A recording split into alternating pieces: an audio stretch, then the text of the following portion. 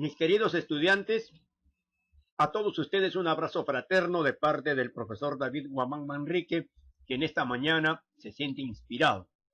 ¿Por qué inspirado? Porque ustedes me motivan a continuar trabajando de forma virtual.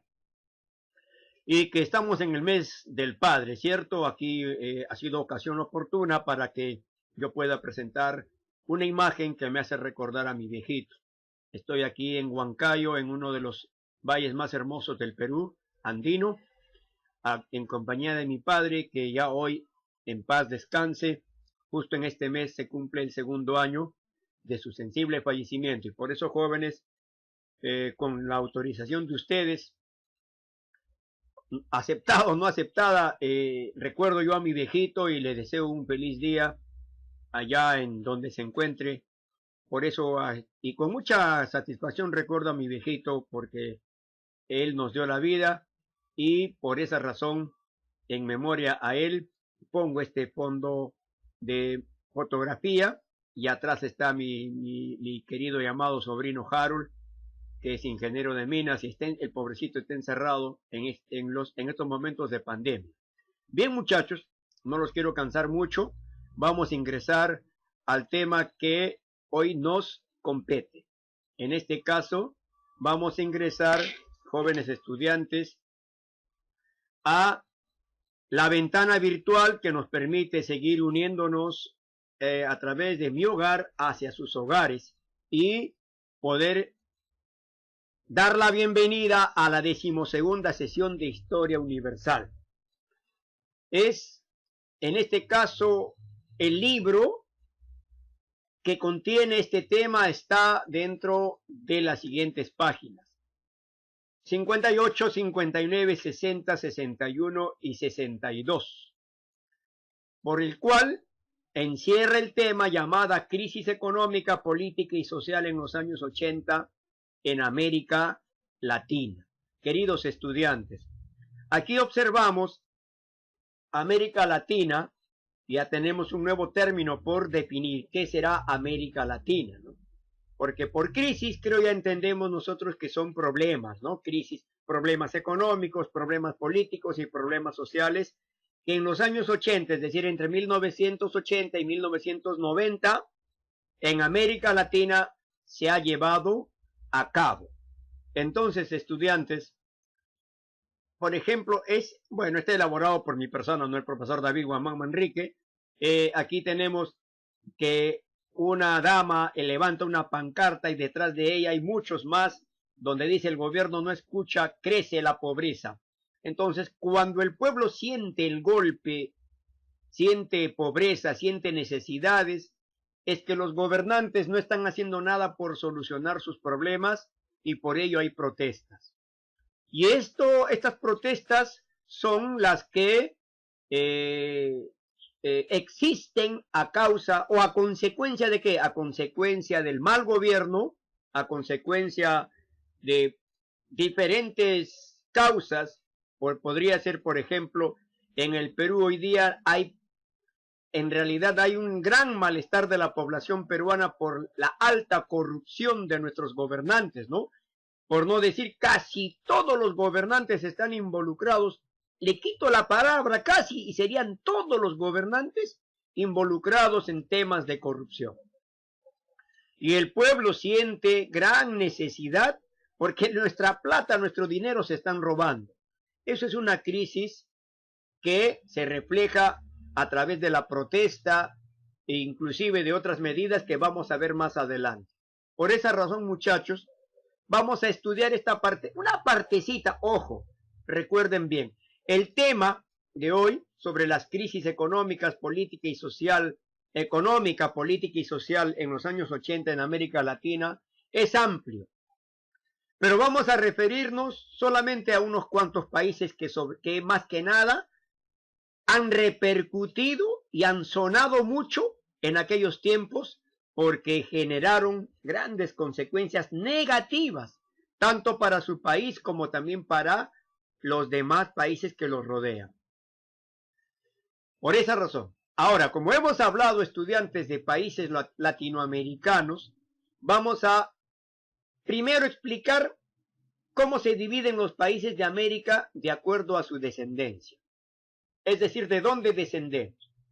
De acuerdo a la descendencia, América está dividido en países anglosajones. Ahora, ¿quiénes son los países anglosajones? Son aquellos países de América que descienden de los países europeos anglosajones. ¿Y quiénes son los anglosajones? Ahora hay que recordar, anglosajón es un término de los reinos germanos o reinos bárbaros que lo llamaron los del Imperio Romano, ¿no? Y esos países anglosajones son Holanda, Inglaterra y Alemania especialmente. ¿Ya? Algunos encierran a Francia, pero en realidad Francia tiene un origen latino, ¿ya? Un origen latino. Ahora hay que recordar, muchachos, que los anglosajones, así como los anglosajones van a ser los primeros reinos europeos, que posteriormente van a establecer estos países, ¿no? O sea, es decir, ¿de dónde procede Holanda? De los reinos anglosajones. Inglaterra igual, Alemania también, ¿ya? Inclusive, como digo, Francia tiene un arraigo de anglosajón, pero tiene un arraigo anglosajón, también al mismo tiempo va a tener un arraigo del Imperio Romano en aquel entonces. Si nosotros hacemos memoria, un reino bárbaro fue el reino franco, pero este reino franco se convirtió en el territorio donde estaba el Imperio Romano. Sobre el Imperio Romano y sobre las bases del Imperio Romano, que es de descendencia latina, allí construyó el Imperio Carolingio. Entonces, después, posteriormente, el Imperio Carolingio va a disgregarse y va a formar Francia. Por esa razón, Francia va a estar dentro de la descendencia de los latinos. Ahora, aquí vemos países latinoamericanos. ¿Quiénes son ellos? Antes, muchachos, antes de llegar a esto, acá me olvidaba hablar esto. En América del Norte, anglosajones son. ¿Quiénes son, muchachos? Ah, profesor, anglosajones son Estados Unidos, Canadá. En América del Norte, Estados Unidos y Canadá. En América del Sur hay tres países, dos países y uno que es departamento de ultramar de Francia. Este país, Guyana, que tiene descendencia holandesa, igual Surinam, y Guayana Francesa, que es un estado de ultramar y pertenece a Francia.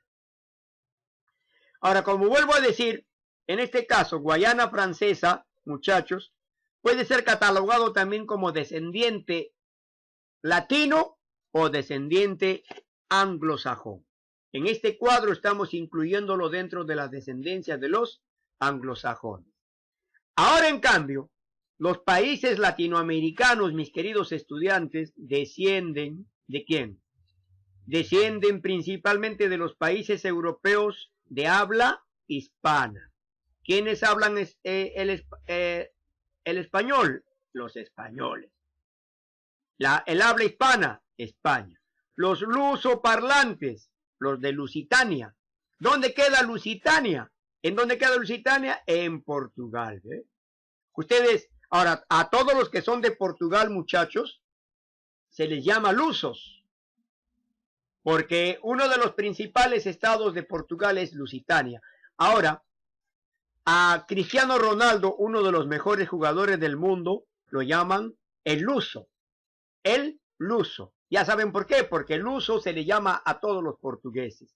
Y además, luso es el idioma original de Portugal. Ahora, todos los países que descienden de España y Portugal son latinoamericanos. En este caso, en América del Norte, México. En América Central y América del Sur, todos los países, menos los que ya hemos citado acá. O sea, esto de acá. Guyana, Surinam y Guayana Francesa. Todos menos los tres. Y aquí en el mapa lo vamos a ver a continuación. Países latinoamericanos. Ahí está, muchachos. Países latinoamericanos. Miren, está México, Guatemala, El Salvador, Costa Rica, Panamá, Nicaragua, Honduras, República Dominicana, Cuba, Venezuela, Colombia, Ecuador, Perú, Bolivia, Brasil, Paraguay, Argentina, Chile y Uruguay. Aquí están los 3 países que les decía, ¿ve? Guyana, Surinam y Guayana Francesa. Este es Guyana, el 1. El 2, ay, no se puede escribir el 2. Esto es el del medio, es Surinam. Y esto de acá es Guayana Francesa. Esos 3 no son latinos. Entonces, muchachos, como vemos, estos países son latinoamericanos. Y en esta clase vamos a ver las crisis de los siguientes países. Dice, objeto de estudio de esta clase. ¿De quiénes vamos a estudiar sus crisis? De todos sería magnífico. Pero principalmente, porque tuvieron gran repercusión internacional, vamos a estudiar de México.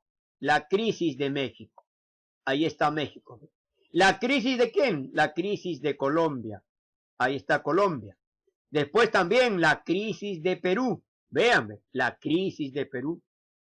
Perú ha vivido una época desastrosa, horripilante, lleno de matanzas en una guerra civil que desató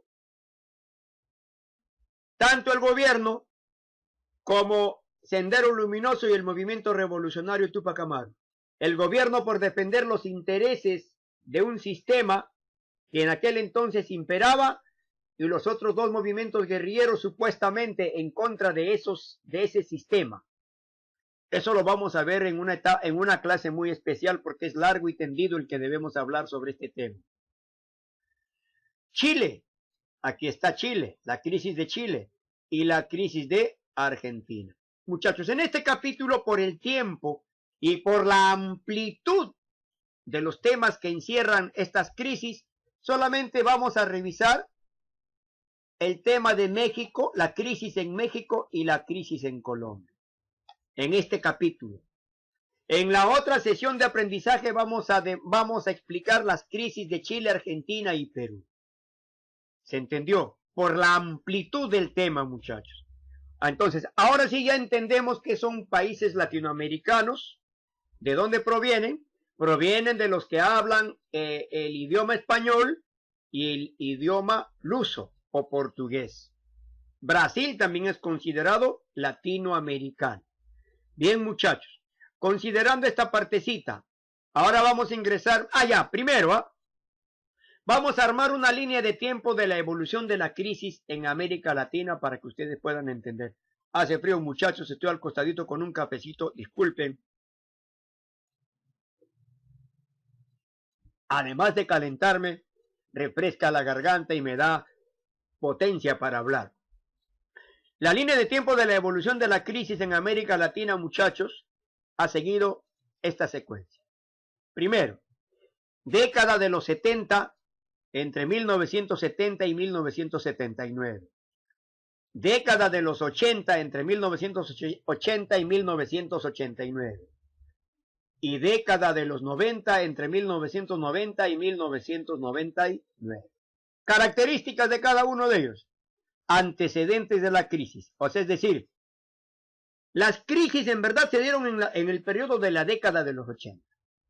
La década de los 70 está tomado como crisis anticipada. O es decir, las que van a originar las crisis de los 80. Antecedentes de las crisis. Se anticiparon a las crisis que ocurrieron aquí, en la década de los 80. Entonces, ¿qué hechos ocurrieron antes de la década de los 80 o la crisis de los 80? Ocurrió la primera crisis del petróleo en el año 1973 y la segunda crisis del petróleo de 1979. Mis queridos estudiantes, pero profesor, petróleo, yo voy al grifo y compro petróleo y yo tengo plata y listo. Y tengo petróleo. ¿Por qué hay crisis del petróleo, muchachos? El petróleo en crudo, o sea, es decir, sin procesar, ¿de dónde sale? ¿De dónde se obtiene? A ver, para explicar geográficamente y geológicamente porque ya llega hacia la superficie, y geológicamente porque está dentro del suelo, del subsuelo, El petróleo, muchachos, es producto de la descomposición de materiales orgánicos de origen vegetal, animal y antropo, o ser humano. De estas descomposiciones efectuadas en el interior de la Tierra, a través de miles y miles de años, por no decir millones de años, estos se convierten en pozos petrolíferos, o en su defecto llamado la cuna del petróleo, dentro de la Tierra. Y hay países en el mundo, muchachos, que han tenido la dicha y tienen la dicha de que en su territorio, a donde escarban, al toque sale petróleo. En cambio, en el Perú tenemos la desdicha, ¿no?, de que tenemos muy pocos pozos petrolíferos. Escarbamos en busca de petróleo y sale agua. Escarbamos petróleo, sacamos para sacar petróleo, sale agua. Somos tan con mala suerte de que en nuestro subsuelo no hay yacimientos petrolíferos. Pero ¿saben dónde hay bastante petróleo en crudo sin procesar? Y ese petróleo en crudo, muchachos, lo venden a los principales países altamente industrializados, llámese Estados Unidos, Rusia, Japón, ahora la China. Son altamente consumidores del petróleo. Y antes, muchachos, cuando no existía el gas natural, hoy en día el nuevo combustible, el boom de la combustión en este año es el gas natural. Pero en aquel entonces aún no se descubría la utilidad del gas natural y era solamente el petróleo, la única fuente de combustión que daba movimiento a las máquinas. Entonces los países altamente mecanizados como Japón y Estados Unidos vivían de la compra de ese petróleo. ¿A quiénes compraban el petróleo? A los países productores de petróleo. ¿Ya? Eso lo vamos a ver más adelantito. Entonces, ¿y qué quiere decir? Que la economía de Estados Unidos, de Japón y de otras potencias se basaba en el petróleo, porque el petróleo era el que le daba movimiento a sus industrias. ¿Y de dónde lo obtenían? De los países productores de petróleo. Como decía, en el Medio Oriente, muchachos, en el Asia próximo hacia Europa, son suertudos estos países: Kuwait, Irán, Irak, Afganistán, este país que va a ser ahora el mundial de aquí en adelante, no me acuerdo, Arabia Saudí, Emiratos Árabes. En estos territorios, muchachos, allá Qatar, ¿ve? Qatar es el mundial próximo del que viene. Ojalá se lleve a cabo el mundial, porque con esta pandemia, hasta que se encuentre una vacuna, todos vamos a estar asustados. Estos países, muchachos, salen a buscar agua, escarban el subsuelo para sacar agua, sale petróleo. Pucha, salió petróleo. Hagan hueco más allá, encuentren agua. Perforan el subsuelo, sale petróleo. A la máquina, no hay agua. En el Perú ocurre al revés, muchachos. Escarbamos para sacar petróleo, sale agua. Escarbamos para escarbar petróleo, a ver si ni agua sale. Todo es seco. En esos países que ya cité, Arabia Saudí, Emiratos Árabes, Kuwait, Irán, Irak, esos países, muchachos, y otros más, tienen la dicha de tener yacimientos petrolíferos como cancha. Y a uno de los países aquí en Sudamérica, ¿saben quién es, muchachos, que tiene la dicha de tener mucho petróleo? Aún teniendo mucho petróleo, ahora se debate en una grave crisis: Venezuela. Pero mejor sigamos con esta explicación, muchachos. Ahora dice, tenemos dos antecedentes: la crisis del petróleo de 1973 y la segunda crisis del petróleo en 1979. Ahora dices, crisis en Latinoamérica.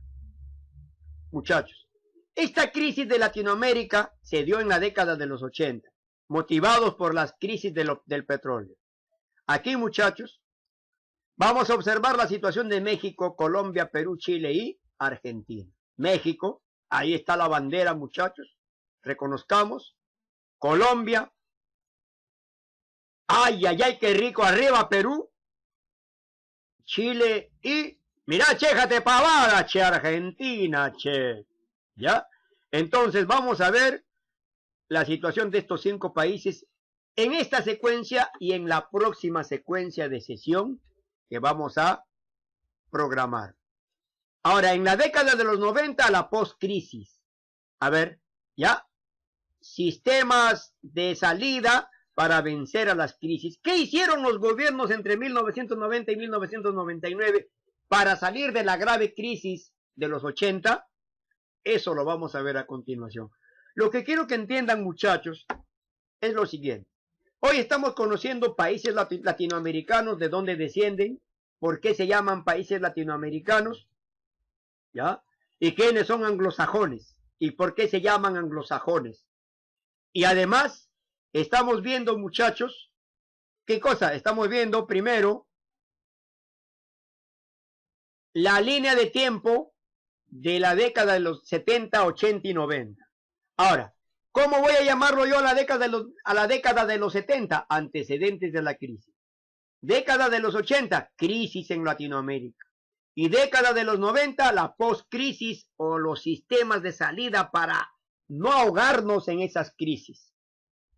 Ahora, por la amplitud del tema, aquí es necesario, aquí dice, por ejemplo, muchachos, las crisis del petróleo.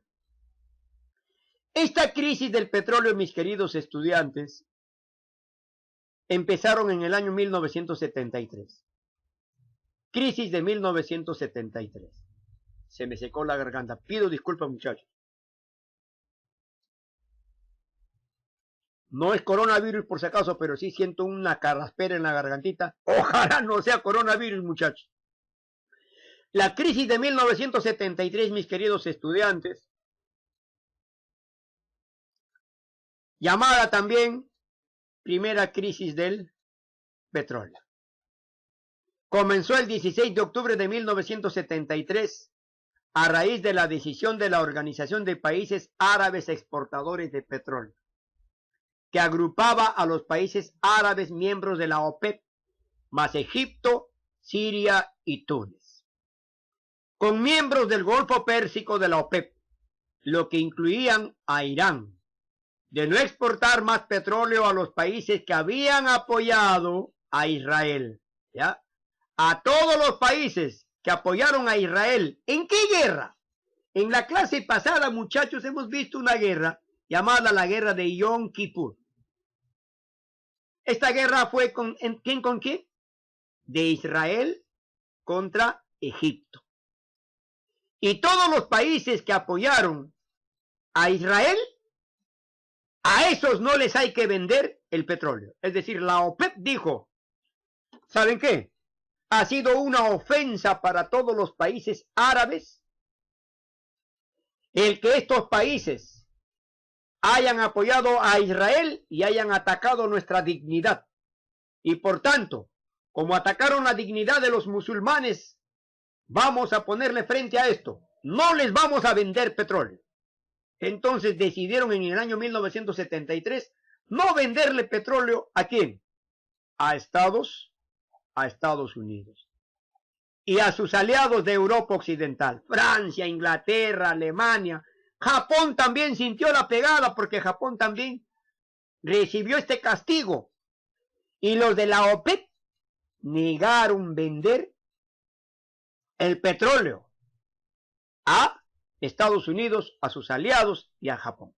Y todas las industrias enormes, aquí dice, ¿no? Vean, dice, los principales consumidores de petróleo en el mundo se vieron afectados directamente con esta medida, especialmente Estados Unidos y Japón.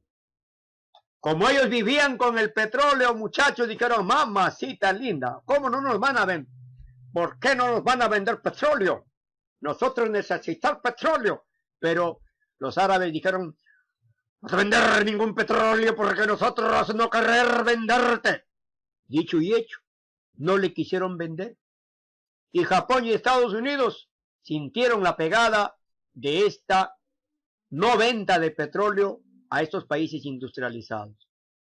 Y luego, muchachos, en Estados Unidos el presidente Richard Nixon hay que recordar este nombrecito, Richard Nixon, decidió apartarse del patrón de oro. Ahora, esto, muchachos, es después de la Segunda Guerra Mundial, se tuvo que crear un sistema de control para emitir las monedas y los billetes de un país. ¿Qué sería, muchachos? Alguna vez yo de pequeñito me preguntaba, ¿no? Y decía, oye, si Perú no tiene plata, no tiene dinero, no tiene billetes, ¿por qué el Estado peruano, de chiquito, ¿por qué el Estado peruano no agarra una máquina, una imprenta y produce sus propios billetes? Saca billete como cancha. Y harto billete tiene, Perú se vuelve millonario. Entonces, ¿por qué no hace eso Perú? Yo me preguntaba de chiquito. Lo que pasa, muchachos, la emisión de billetes o la fabricación de billetes también traen consecuencias negativas. Trae la inflación. En economía ustedes deben de recibir una clase, ¿qué cosa es una inflación? ¿Ya? Trae la inflación, y la inflación va a traer consecuencias negativas, la subida de precios, etcétera, etcétera, etcétera. Eso es un tema económico muy amplio que se puede hablar en una clase especial. Pero que si no habría control de emisión de billetes, hasta Estados Unidos, muchachos, Estados Unidos tiene un control de emisión de sus billetes. No pueden ellos, porque es Estados Unidos, voy a sacar mis dólares como cancha, voy a imprimir. No. Hay un sistema que controla la emisión de billetes y monedas a nivel mundial. ¿Ya? Las entidades controladoras de todo esto son el Fondo Monetario Internacional, el FMI. Y de la manito con ello está el Banco Mundial. El Banco Mundial y el Fondo Monetario Internacional controlan que ningún país pueda emitir libremente sus billetes, sino los necesarios, para no ocasionar crisis inflacionaria. Entonces cualquier país no puede libremente, oye, si el Perú es pobre, ¿por qué no emite sus monedas, acuña monedas como cancha y los fabrica? Igual hace sus billetes, los fabrica y tiene plata como miércoles para pagar a sus trabajadores, para darle a la clase. Ahorita que estamos en coronavirus, el COVID-19, estamos sufriendo tanta necesidad. Ya, Perú, mete tu imprenta y saca plata como Michi y dala a todos los peruanos. No, no se puede hacer eso porque no hay autorización de parte del Fondo Monetario Internacional y del Banco Mundial. Con lo que tenemos y con lo que existe, con todo lo que hay, las riquezas en monedas y billetes que tiene el Perú, con eso nos tenemos que defender. Y como digo, lamentablemente, la gran cantidad de riquezas en monedas y billetes, ¿quiénes los tienen? Las clases privilegiadas, de la clase alta, los poderosos del Perú. Mientras que la gran mayoría andamos nicios. Con las justas vivimos de una mensualidad que cae gota a gota y solamente sacia parte de nuestra sed.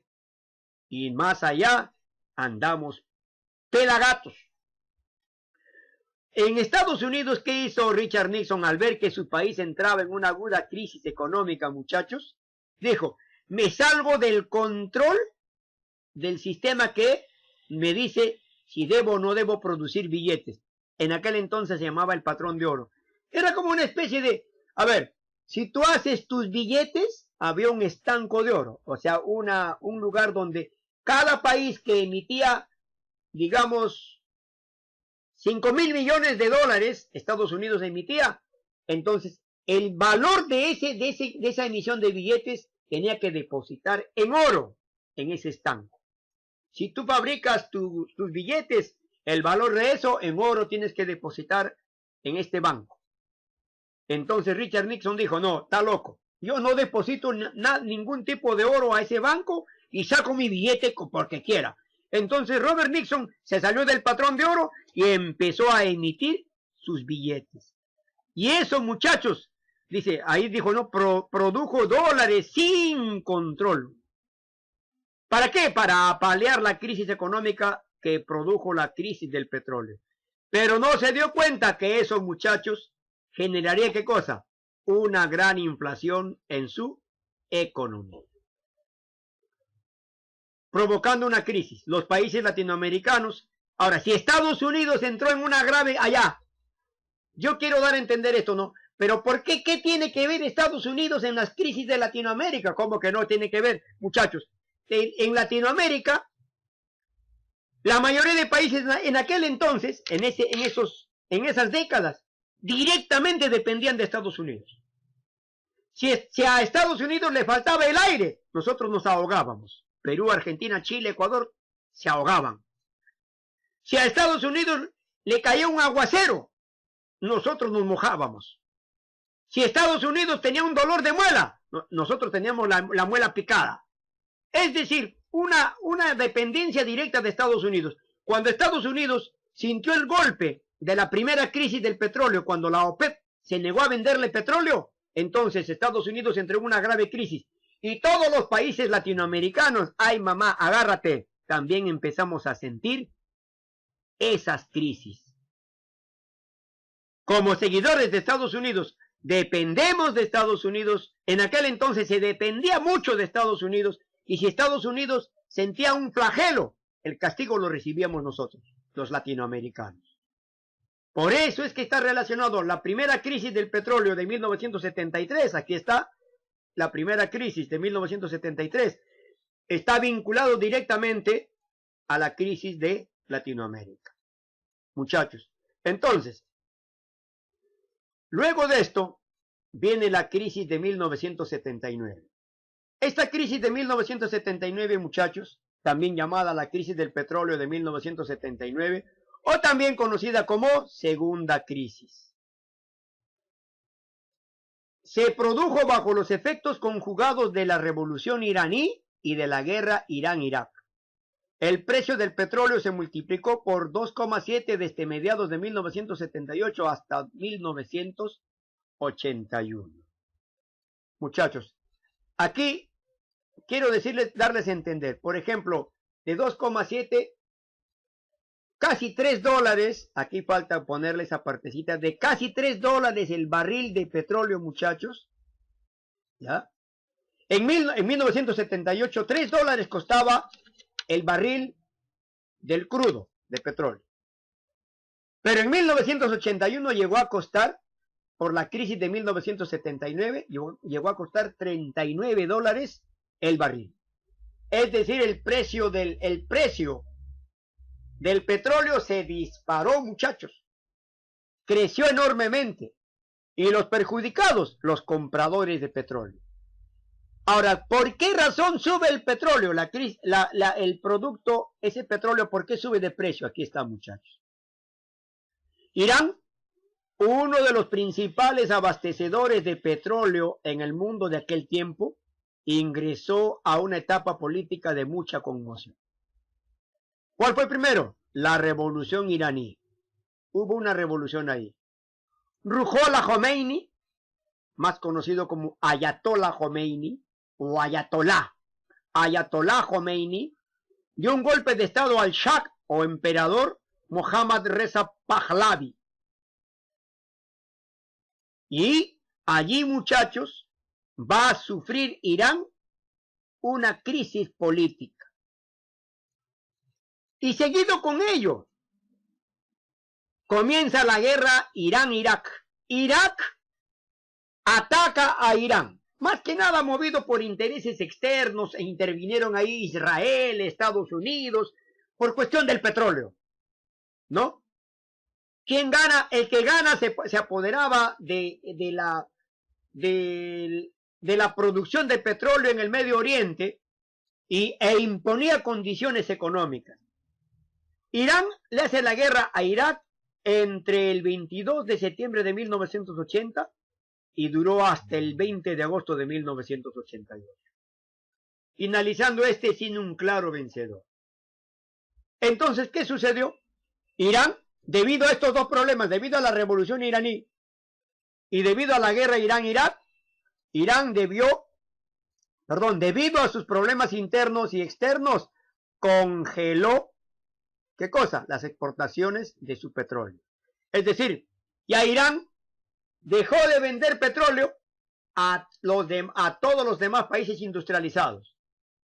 Y como era un gran productor de petróleo, muchachos, otra vez las principales potencias industriales se quedaban desabastecidas.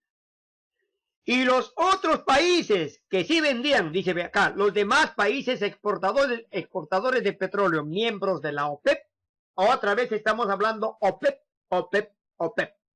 Vamos a ver más abajito qué cosa es OPEP. Aprovecharon esta situación, subieron los precios del barril de petróleo y perjudicaron a las potencias, seguidas de los países pobres que dependían de ellos, como el caso de Latinoamérica. Otra vez Latinoamérica, muchachos, envuelto en el problema. ¿Yo qué tengo que ver si a Estados Unidos le venden caro el petróleo y yo estoy lejos de Estados Unidos? ¿Perú qué tiene que ver? Oye, Perú tiene transacciones comerciales con Estados Unidos.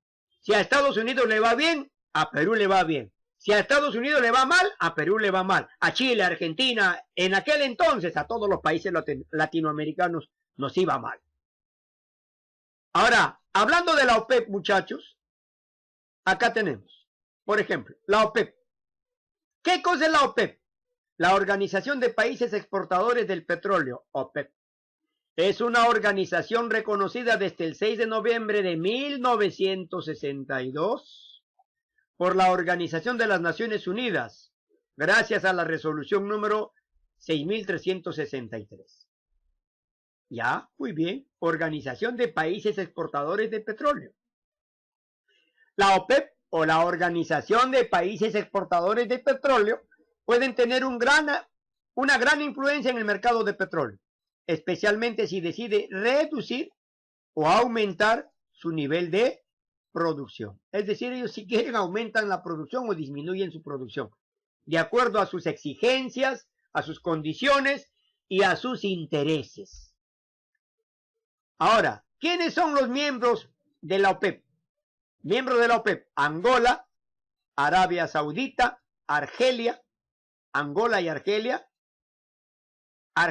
africano, Emiratos Árabes Unidos, Gabón, Guinea Ecuatorial, África, Irán, Irak, Medio Oriente, Kuwait, Medio Oriente, Libia, Nigeria, en África, República del Congo. Y miren, muchachos, ¿quién se da el lujo de pertenecer a la OPEP? Venezuela. ¿Y por qué, profesor? Entonces, si Venezuela es exportador de petróleo, debe tener plata como cancha. Sí, es cierto. Debe tener plata como cancha. Y yo no entiendo por qué el presidente Maduro critica y raja de Estados Unidos, está en contra de Estados Unidos, si Estados Unidos es su principal comprador. Y a Estados Unidos tampoco no le conviene intervenir a Venezuela, porque Venezuela le deja de vender su petróleo. No le conviene. Entonces, ambos por conveniencia no se quieren atacar. Rajan uno de otro. Estados Unidos raja de Venezuela, Venezuela raja de Estados Unidos, pero no se quieren meter en lucha armada. ¿Por qué? Porque el petróleo está de por medio. Y yo no sé por qué razones, no quiero explicar, porque no me quiero meter en temas de asuntos externos. Yo no me explico por qué Venezuela en estos momentos está sufriendo una aguda crisis política, económica y social. Y muchos hermanos venezolanos están viniendo al Perú, ya están en el Perú y trabajando, poniéndole el hombro, y que les vaya bien en todo caso a los venezolanos, porque yo me acuerdo que en una época de aquí, en 30 años y 20 años atrás, muchachos, muchos de mis amigos partieron a Venezuela a ganarse su vida, a mejorar sus condiciones de vida, y de Venezuela nunca los votaron. Eso hay que reconocer de los venezolanos. Y hoy le toca al Perú no darle la espalda a los venezolanos que están aquí, más bien por el contrario, apoyarlos. Eso sí, condenar la acción de los malos venezolanos, muy pocos malos venezolanos que llegan a nuestra patria y tratan de dañar la imagen de los venezolanos que vienen a trabajar honradamente. Pero no les debemos dar la espalda, porque el Perú en una oportunidad necesitó de Venezuela y Venezuela nos dio la mano, y eso hay que reconocer. Ahora dice, el 43% de la producción mundial de petróleo y el 81% de las reservas mundiales de petróleo se encuentran en países miembros de la OPEP. Por esta razón, muchachos, estas son las causas de las crisis en Latinoamérica. ¿Ya? Muchos de los pobladores de repente no saben entender los gobiernos los presidentes que tuvieran en sus manos al gobierno entre los años 1979, 80, 81, 82 hasta 90, se vieron apretados por esta crisis e indudablemente esta crisis azotó también a su gobierno, azotó a los hombres del Estado y los enfrentó con el pueblo enardecido que reclamaba soluciones. Estudiantes, miren, fíjense que estos temas son muy amplios y yo voy a terminar esta clasecita acá porque tengo todavía acá la crisis en México, ¿no? Todo lo que ocurre en los presidentes, todo esto, Colombia, etcétera. Pero ¿saben qué, muchachos? Lo que vamos a hacer a continuación es, mis queridos estudiantes, concluir con esta clase aquí, es la primera parte. Explicar, ¿no? Como dije, por ejemplo, hemos visto, a ver, esta primera parte comprende división de los países de América de acuerdo a su descendencia.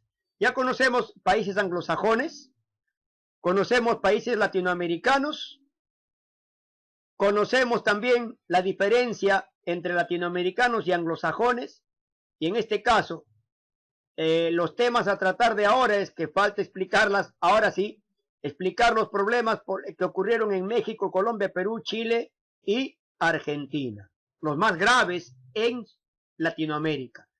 Esta primera parte también me da a entender la línea de tiempo, cómo está configurada desde los 70 hasta los 90, antecedentes de la crisis latinoamericana y posibles salidas de la crisis, ¿no? Entonces, además también hemos conocido la crisis del petróleo. Primera crisis de 1973, ¿no? Segunda crisis de 1979 y su repercusión a nivel internacional. Datos complementarios, la OPEP y los miembros de la OPEP. Y la importancia de la OPEP, ¿no? Porque la OPEP, como vuelvo a decir acá, es importante porque produce el 43% de los productos de petróleo a nivel mundial. Y las reservas lo tienen, o sea, es decir, ¿dónde hay mayor cantidad de petróleo? ¿En qué suelos? En los suelos de la OPEP, de estos países. Bien, muchachos, esta primera partecita concluye acá. Atención. Los trabajos que trae la práctica del cuaderno, a manera de investigación, ustedes lo van a desarrollar y lo van a entregar en la próxima clase. Hoy les voy a enviar, acá explico, esto lo vamos a dejar para la otra clase. Hoy les envío, muchachos, lo siguiente. Copiar en el cuaderno los mapas conceptuales que están impresos en Word y publicados en la plataforma. Estos mapas se trabajan dentro de las 2 horas de clase. Terminado de copiar, le toman fotos y lo envían al WhatsApp personal del profesor antes que acabe la clase. Hoy día mismo, es decir, hoy el trabajo que tienen que hacer no es desarrollar la práctica, es construir los mapas conceptuales que estoy enviándolos en Word dentro de la plataforma. Además, muchachos, el trabajo de investigación de las prácticas que quedan en el libro lo van a desarrollar y lo van a entregar el próximo miércoles 1 de julio de 9:30 a 10 de la mañana. Suplico que pongan sus datos. Yo, fulano de tal sección, envío mi trabajo. Lo envían a mi WhatsApp personal, por favor. Porque algunos no ponen sus datos y solamente están ahí figuritas en su WhatsApp, no sé de quiénes son, y no los puedo identificar esos trabajos. Agradeceré mucho a esos estudiantes. Gracias por las clases atendidas. La segunda parte de esta clase lo vamos a continuar desarrollando la próxima semana, estudiantes. Me he pasado de tiempo, pero ¿qué puedo hacer? Si no dicto este tiempo, muchachos, no se puede hacer clase. Muchas gracias, estudiantes. Hasta una próxima oportunidad.